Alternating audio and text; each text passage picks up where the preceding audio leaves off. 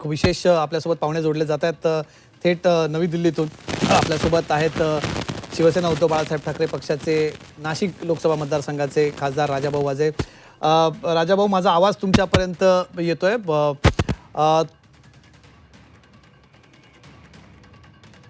राजाभाऊ, माझा आवाज तुमच्यापर्यंत येतोय?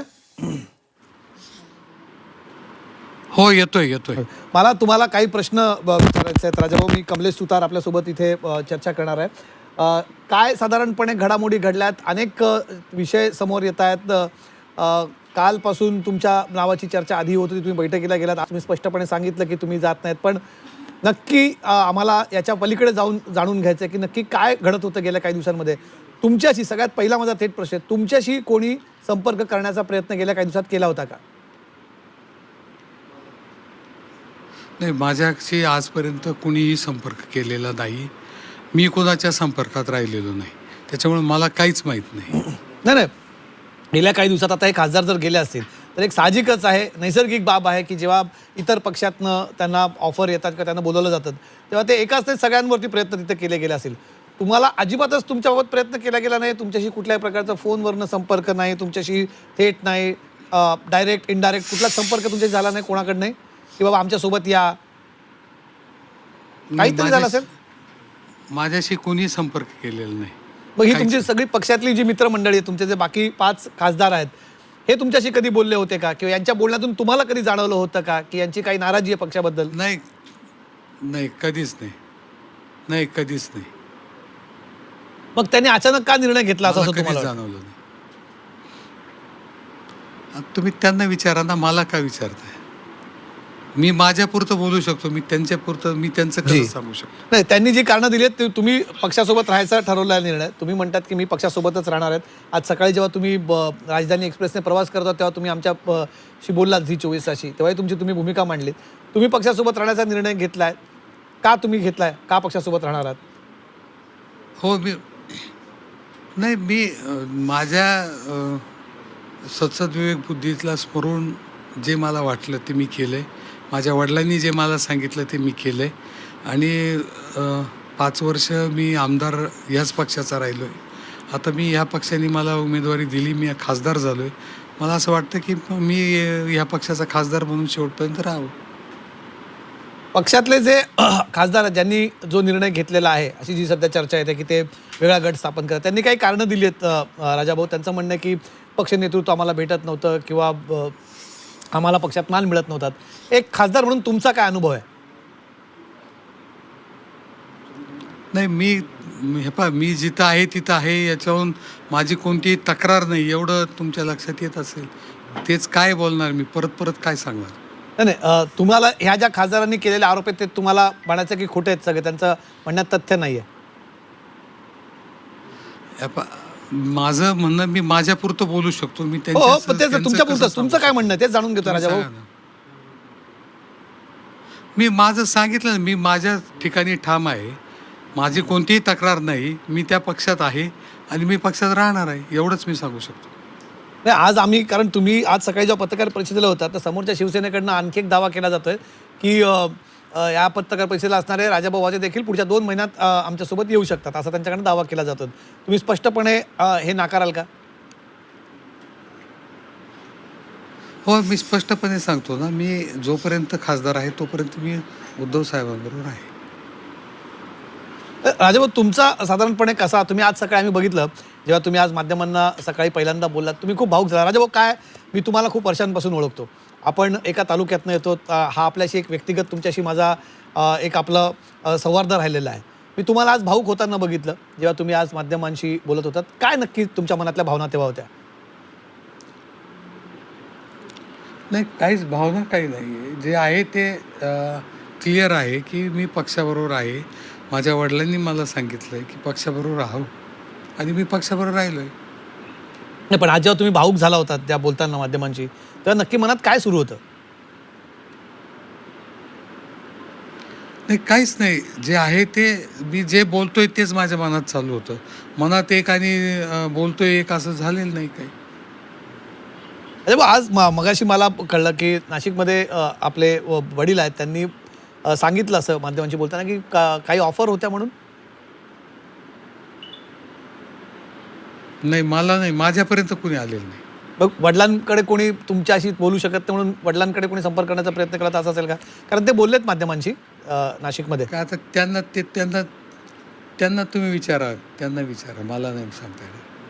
म्हणजे मग आगामी काळामध्ये मला याची नाही भूमिका. माहिती. माझ्यापर्यंत कुणी आलं नाही. जी जी बोला बोला बोला कंटिन्यू करा. सॉरी. नाही, काही नाही, काही नाही. नाही, काही नाही, काही बोला, तुम्ही विचारा काय. नाही नाही आगामी काळामध्ये काय तुमची भूमिका आहे? कारण पक्षात आता जर 9 पैकी 6 खासदार गेले तर पक्षासमोर एक वेगळं नव्याने चॅलेंज राहणार आहे. मागेही असं पक्षाला एक फुटीला सामना करावा लागला होता. एक पक्षाचे नेते म्हणून, एक महत्त्वाचे खासदार म्हणून तुमची काय भूमिका असणार आहे? आता मी माझं काम प्रामाणिकपणे करणार एवढीच माझी भूमिका आहे. ह्याच्याबाबत तुम्ही एक पक्षाचे नेते म्हणून एक भूमिका मांडावी अशी माझी अपेक्षा आहे. कारण तुमच्या पक्षाचे अनेक नेते बोलत आहेत की ही सगळी मंडळी शिवसेनेच्या नवीन चिन्हावरती, मशाल चिन्हावरती निवडून आली होती. हे असं होणं कितपत योग्य तुम्हाला वाटतं? अशी जर कोणी भूमिका घेत असेल तर कितपत योग्य तुम्हाला वाटतं? मी तेच सांगतोय की मी माझ्यापुरतंच बोलू शकतो. प्रत्येकाची भूमिका वेगळी असू शकते. प्रत्येक गोष्टीला वेगळे अँगल असू शकतात. प्रत्येकाचा विचार करण्याची पद्धत वेगळी असू शकते. माझ्या कुटुंबाची विचार करण्याची पद्धत जी आहे त्या पद्धतीप्रमाणे मी वागलो आहे असं मला वाटतं. आज पत्रकार परिषद आम्ही बघत होतो राजाभाऊ, तेव्हा तुमचा फार मानाने संजय राऊत यांनी निष्ठावंत असा उल्लेख केला.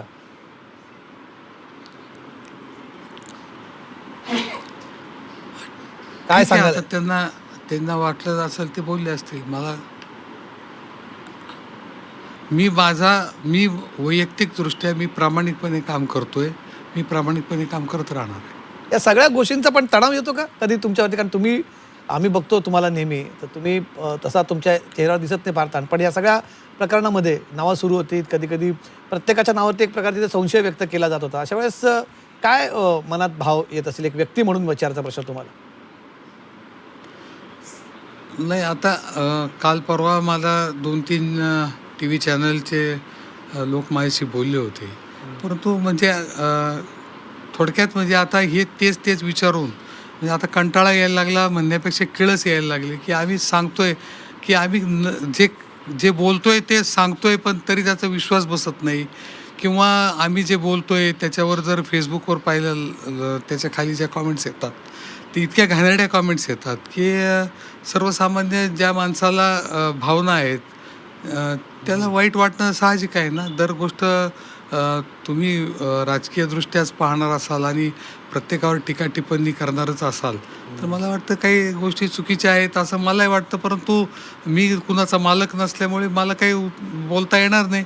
फक्त पाहायचं आणि आपण चुकू नये याचा प्रयत्न करायचा, एवढंच माझ्या हातात आहे. ते मी करतोय. हां, म्हणजे तुम्ही जे म्हटलं की समाज माध्यमांवरती, सोशल मीडियावरती फार प्रतिक्रिया येतात त्याच्याबद्दल. कारण घटना तशा घडतात. कारण महाराष्ट्राने गेले काही वर्ष हे वारंवार बघितलं आहे. एक तुम्ही आता आमदारही राहिलात, खासदार आहेत, तुमच्या घरात राजकारणाचा तुमचा वारसा आहे. इतकी वर्ष तुम्ही राजकारण बघतात. जेव्हा अशा घटना घडतात त्यामुळे कदाचित जनता अशी व्यक्त होत असेल असं तुम्हाला वाटतं का? आता काय लोक व्यक्त होत असतील तर आता पाहायचं फक्त, बाकी दुसरं काय करता नाही. आमच्या हातात काय. तर एक वारंवार ना तक्रार हे सगळं प्रकरणाची चर्चा सुरू झाली राजाभाऊ, तेव्हापासून वारंवार एक चर्चा येते समोर. ती म्हणजे की खासदार म्हणतात की निधी मिळत नाही आहे किंवा आम्हाला विकास कामांसाठी हे होत नव्हतं म्हणून विकासासाठी चाललं, असं बऱ्याचदा कारण देतं. तुमचा काय अनुभव? तुम्हाला व्यवस्थित निधी मिळतो की तुम्हाला काही काम करताना अडचणी येत नाही? नाही, निधी मिळत नाही हे सत्य आहे. परंतु निधीशिवाय काम करता येतं हे सुद्धा सत्य आहे. ते मी करतो. ते पण निधी मिळत नसं तुम्ही म्हणतात, मग त्या निधीमुळे अडचण तर होते. कारण तुम्हाला मतदारसंघात जावं लागतं, मतदारसंघात तुम्हाला मतदारांना सामोरे जावं लागतं. तर अशा वेळेस ती अडचण होतच असेल ना? हो, लोकांसमोर जावं लागतं. रोष येतो, लोक मागतात, म्हणतात, बोलतात. आणि सगळा जर तुम्ही काम कसं करता हे जर सगळं विकास निधीवरच अवलंबून असेल तर मग माझा विषय खूप लांबचा आहे. विषय माझ्या चर्चा करण्यासारखं माझ्याकडे काही नाही आहे. पण मग अशा वेळेस परंतु सर्वसामान्य माणसांचं जे काम आहे, सर्वसामान्य माणसांचं जे काम आहे, वैयक्तिकरित्या जे कामं आहेत ते मी पाहतो. सार्वजनिक कामं जे आहेत ते मी करतो. पक्षाची भूमिका असेल किंवा लोकांच्या अडचणी आहे त्या माझं काम आहे लोकसभेत मांडायच्या, वेगवेगळ्या मंत्र्यांपर्यंत पोहोचायच्या, ते मी करतो आहे. आता याच्यापेक्षा जास्त विकास निधी मिळत नसल्यामुळे काही कामं होत नसतील, परंतु मला मान्य आहे विरोधात असल्यामुळे काही कामं होत नाहीत. पण मग तुम्हाला नाही येत का मला मतं देताना एका विचारसरणीला मतदान केलेलं आहे लोकांनी. जी जी जी अगदी बिलकुल तुमच्या नाही, आता हे पहा, प्रत्येकाचा विचार करण्याची करण्याची पद्धत वेगवेगळी आहे. माझी विचार करण्याची पद्धत वेगळी असल्या कारणाने मी त्या पद्धतीने विचार करतोय असं मला वाटतं. नाही, पण मग निधीशिवाय काम करायचं, लोकांच्या रोषालाही सामोरं जायचं, हे किती अडचणीचं आहे तुमच्यासाठी? मग तुम्हाला असं वाटत नाही का की मनात कधी असा चुकून कधी विचार येत असेल की बाबा आपणही करावं सगळ्या लोकांसारखं, इतरांसारखं आपणही जावं? नाही, माझा तो विचार आला नाही कधी, म्हणून मी आहे तिथं समाधानी आहे. ठीक आहे, आता रोष लोकांचा आहे, लोक रोष व्यक्त करतात, बोलतात, आम्ही ऐकून घेतो. आता दुसरं मी काय करू शकतो? नाही का पैशाचं काम पैसे करणार आहे, मी तर नाही करू शकत काही. बिलकुल बिलकुल नाही. आणि तुमच्या तर मतदारसंघामध्ये यावर्षी कुंभमेळा होतोय, मोठी मोठी तिथे कामं असणार आहेत, अशा वेळेस तुमच्यावरती आणखी तो दबाव असेल मतदारांचा.